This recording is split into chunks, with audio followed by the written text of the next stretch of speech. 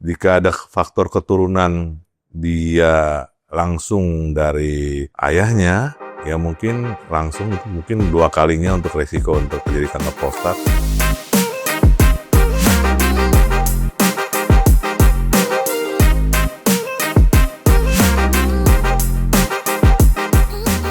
Halo Sobat Sentra, saya Dr. Edward Kustia Rahab, spesialis urologi, subspesialis onkologi dari Sentra Medical Hospital Cibinong.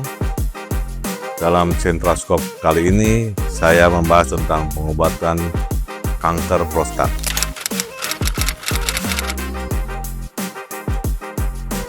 Faktor risiko kanker prostat yang utama adalah faktor keturunan, kemudian risiko makanan-makanan yang berlemak, fast food, junk food, kemudian makanan-makanan yang karsinogenik, mungkin yang tapi utamanya adalah faktor keluarga.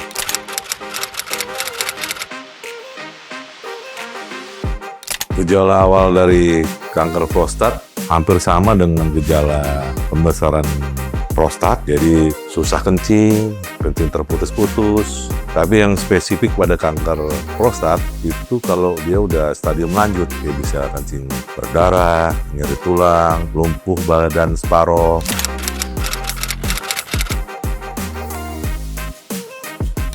Jadi perbedaan antara prevalensi untuk kanker dengan usia itu biasanya insidennya umur 50 sampai 80. Kemudian ada faktor keluarga memegang peranan penting karena jika ada faktor keturunan dia langsung dari ayahnya, ya mungkin langsung itu mungkin 2 kalinya untuk resiko untuk terjadi kanker prostat. Dan juga ada faktor-faktor selain itu jika ada keluarga yang memiliki kanker-kanker lain seperti paru-paru, payudara, atau kanker serviks, itu juga kita harus hitung menjadi faktor untuk insiden terjadinya kanker prostat.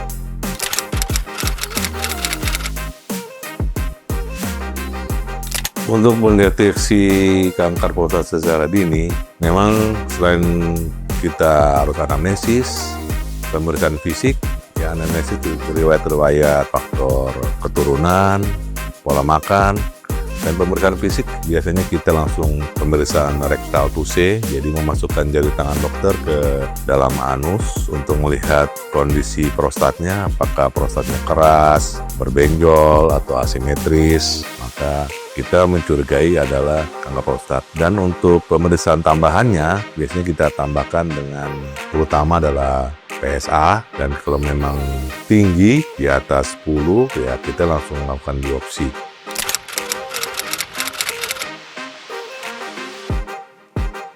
Selain pemeriksaan fisik, terutama yang kita bisa pemeriksaan fisik, kemudian nilai PSA, kemudian rectal touche, kemudian multiparametrik PSA, multiparametrik PSMA, dan kemudian multiparametrik MRI.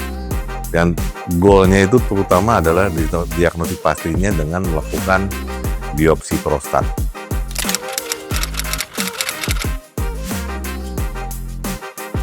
Akurasinya memang nggak terlalu tinggi ya, karena dia bukan spesifik kanker prostat.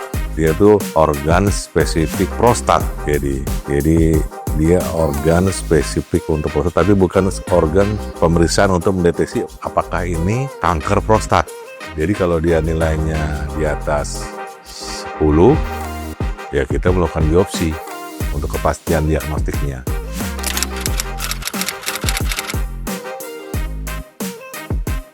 Biopsi itu untuk mendiagnosis pasti dengan apakah ini kanker atau bukan.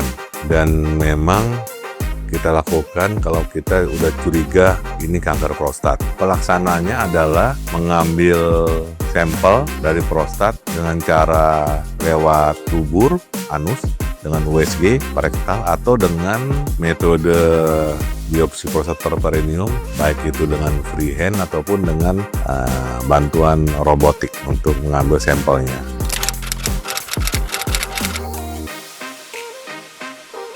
Biasanya agresif dan non agresif itu kita bisa lihat dari hasil biopsinya. Biasanya kalau dia ada nilainya parameter glycemic score, jika di glycemic score-nya itu rendah 3+3, kita anggap itu non agresif. Tapi kalau dia di atas 6, kita anggap dia agresif.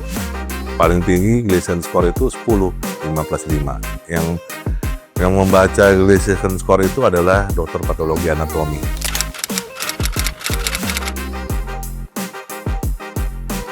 Pengobatan untuk kanker prostat ini kita lakukan per stadium sebenarnya. Stadium 1, stadium 2, stadium 3, stadium 4. Kalau stadium 1 biasanya kita anjurkan untuk operasi radikal prostatektomi.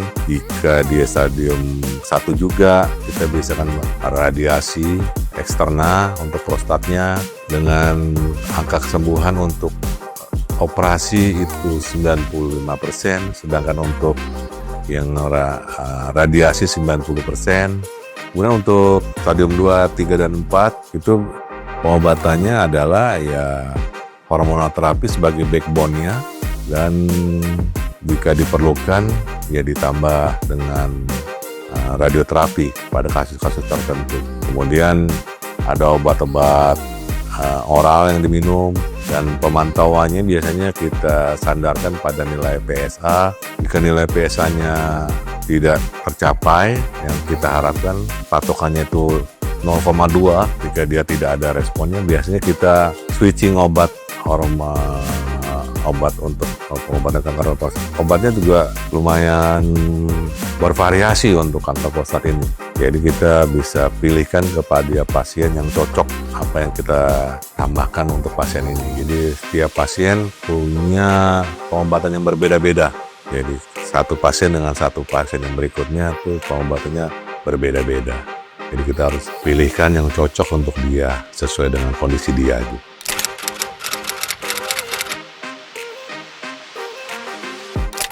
Terapi hormonal memang terutama sih hormonal di sini adalah sebenarnya pengobatan utamanya. Jadi ada dua macam, yaitu dengan terapi hormonal secara pembedahan dan ada terapi hormonal dengan pengobatan. Kalau hormonal dengan pembedahan adalah dilakukan kastrasi. Sedangkan untuk pengobatan adalah kita memberikan obat-obat yang bisa antagonis ataupun non-antagonis gitu ya. Jadi kalau biasanya kita yang pengobatan dengan itu biasanya kita lakukan pemberian suntikan, bisa sebulan sekali atau 3 bulan sekali. Efek sampingnya terutama otomatis kalau dia yang nggak dioperasi itu biji testisnya mengecil, kemudian otomatis juga fungsi seksualnya akan hilang, kemudian biasanya pasiennya cepat marah, kemudian serasa ada rasa panas dalam badan, kemudian emosinya juga agak terganggu, mungkin juga gangguan lipid di darah juga akan terganggu. Jadi kalau kita terapi hormonal itu juga kita aware, jantungnya harus kita cek juga fungsi jantungnya. Ada kita juga cek profil lipidnya ya 3 bulan sekali atau 6 bulan sekali untuk menilai kemungkinan efek samping akibat dari hormonal terapi ini.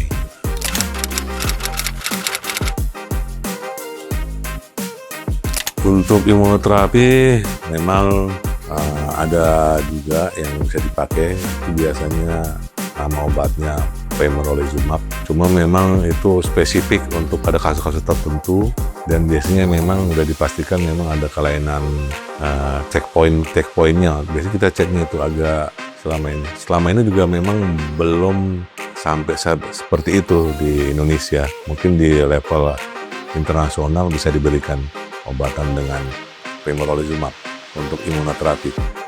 Untuk targeted terapi memang belum ada. Jadi level obatnya itu masih obat-obatan dengan androgen terapi, anti androgen terapi, bisa abiraterone, bisa enzalutamide, bisa palutamide, bisa dorutamide, bisa olaparib. Tapi pengobatannya bukan targeted terapi, pengobatan dengan teknik nuklir dengan pemberian lutetium 177. Itu diberikan suntikan per bulan ya, itu untuk mungkin 1 kali sampai 5 kali.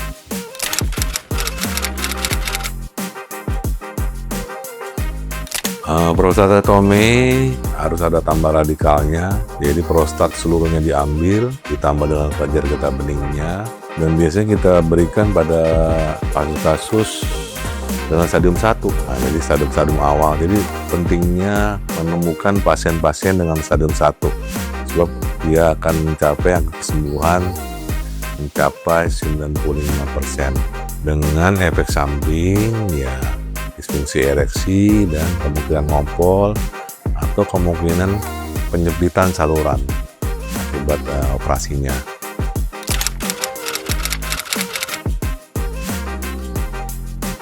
Sebenarnya ketiga macam itu jika dilakukan oleh ahli yang mumpuni ya, itu ketiganya udah diperdebatkan, itu tidak ada perbedaan yang bermakna antara ketiganya. Jadi kalau open prostatectomy, laparoskopik, atau robotik, asal semuanya mahir di bidang itu, maka tidak akan berbeda bermakna. Cuma waktu pulihnya aja yang berbeda mungkin. Jadi waktu pulihnya lebih singkat mungkin yang laparoskopik dan robotik. Tapi kita ketahui semakin canggih, maka mungkin biayanya juga semakin mahal. Jadi memang harus ditawarkan dipilih-pilih untuk siapa yang mau open terbuka atau mau laparoskopik ataupun robotik.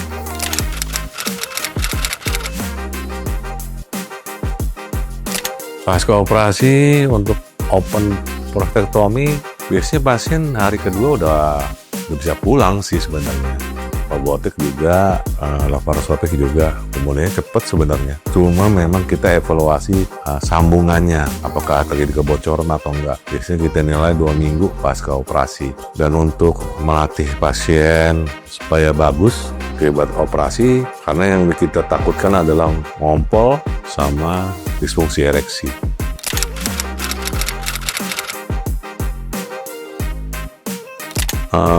Itu tadi bisa ngompol, bisa disfungsi ereksi, bisa salurannya menyempit, bisa juga efek dari operasinya itu sendiri, infeksi, penyembuhan yang belum lama, bisa salah satu bentuk efek samping.